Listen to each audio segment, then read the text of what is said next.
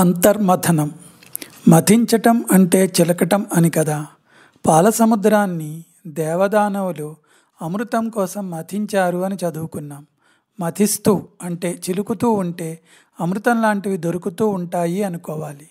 అలాగే అంతర్మథనం అంటే మనకి ఏదైనా ఒక విషయం మీద సంతృప్తికరమైన అవగాహన కలగనప్పుడు ఈ విషయం ఇలా ఎందుకు చెప్పబడింది, దీనికి సంబంధించిన పూర్వాపరాలు ఏమిటి, ఇందులో వాస్తవికత ఎంత, ఇలా అంతర్మథనం జరుగుతూ ఉంటే మనకి కలిగిన అనుమానాలకి ప్రశ్నలకి తృప్తినిచ్చే సమాధానాలు దొరుకుతాయి అనిపిస్తుంది. డిగ్రీ చదువుతున్న రోజుల్లో 1979-82 ఒక పుస్తకం తారసపడింది. దాని టైటిల్ ఎన్సైక్లోపీడియా ఆఫ్ ఇగ్నరెన్స్. ఆశ్చర్యంగాను ఆసక్తికరంగాను అనిపించి అలవాటుగా ప్రిఫేస్ దగ్గర నుంచి చూడటం మొదలు పెడితే అందులోని మొదటి వాక్యం ఇంకా ఆశ్చర్యాన్ని కలిగించింది. ఆ వాక్యం, when compared to a pond of knowledge, our ignorance remains Atlantic. ఆ పుస్తకాన్ని పూర్తిగా చదివిన జ్ఞాపకం కానీ అర్థం చేసుకున్న జ్ఞాపకం కానీ లేదు.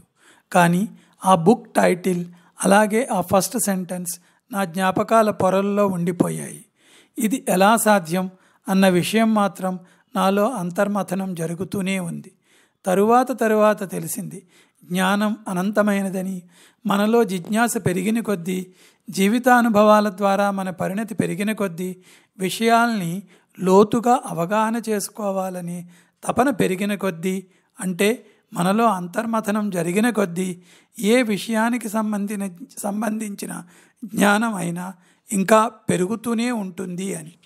అలాంటి కృషి ఎంత చేసినా 360 degrees కవర్ చేయగలిగామని చెప్పలేమేమో అని కూడా అనిపిస్తుంది.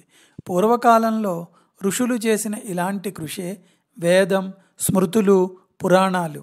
అయితే ఇప్పుడు శాస్త్రవేత్తలు చేస్తున్న ఇలాంటి కృషే సైంటిఫిక్ అచీవ్మెంట్స్. మత ప్రవక్తలు, ప్రవచనకర్తలు చేసే ఇలాంటి కృషే ఉన్న విషయంలోంచే ఆవిష్కరింపజేసే వివిధ కోణాలు. ఆధ్యాత్మికవేత్తలు చేసే ఇలాంటి కృషే జీవన సాఫల్యానికి చెందిన మార్గాన్వేషణ. ఈ అంతర్మథనమే నరేంద్రుడిని వివేకానందునిగా మార్చింది.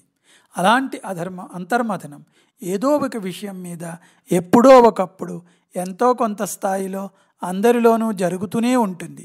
ఆ విషయానికి సంబంధించిన పరిణతి ఏర్పడుతూనే ఉంటుంది. ఎందుకంటే ప్రతి వ్యక్తి యొక్క అవగాహన యునిక్గా ఉంటుంది.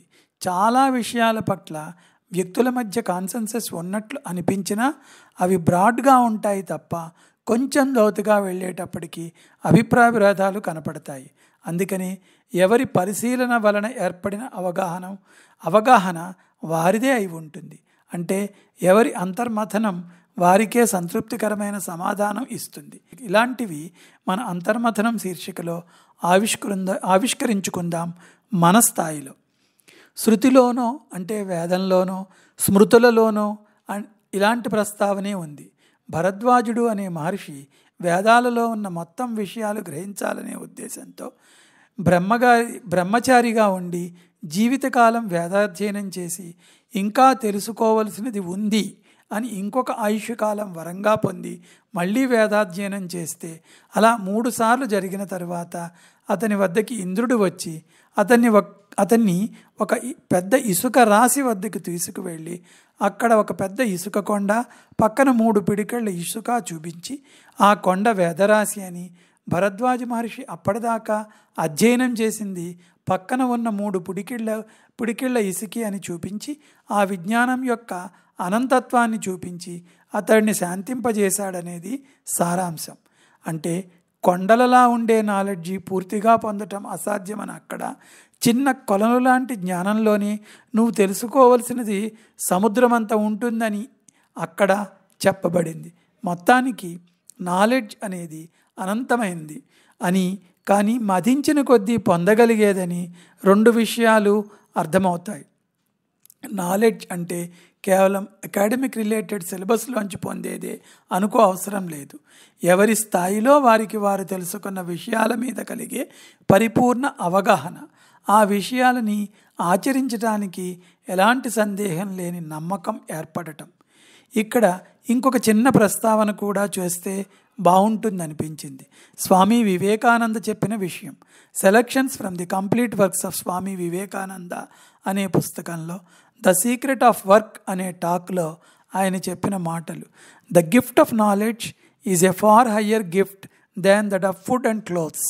It is even higher than giving life to a man because the real life of man consist of knowledge.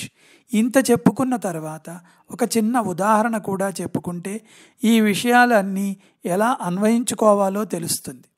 చిన్న వయసులో, అంటే అంత అవగాహన లేని వయసులో భారతం చదివినప్పుడు కలిగిన ఒక సందేహం. ధర్మరాజు, దుర్యోధనుడు ఇద్దరూ జూదం ఆడినప్పుడు జూదం ఆడటమే తప్పైతే ఆ తప్పు ఇద్దరిది కదా. కేవలం దుర్యోధనుని నిందించి ధర్మరాజుపై జాలి పడటం కానీ, అతన్ని మంచివాడిగా అభివర్ణించటం కానీ ఎంతవరకు సమంజసం? ఇలా ఫండమెంటల్గానే భారతం అసందర్భంగా అనిపించేది. అయితే తరువాత ఏర్పడిన అవగాహన, అంటే నా అంతర్మథనంలో ఏర్పడిన అవగాహన ఏమిటంటే, అక్కడ జరిగిన కార్యం అలాగే దాని వెనుక ఉన్న ఉద్దేశ్యం రెండూ పరిగణలోకి తీసుకోబడ్డాయి. కార్యం జూదమాడటం. ఆ కాలంలో ఉన్న ఆచారాన్ని అనుసరించి జూదానికి పిలిచినా యుద్ధానికి పిలిచినా రాజులు వెనకాడకూడదు అనేది ధర్మం.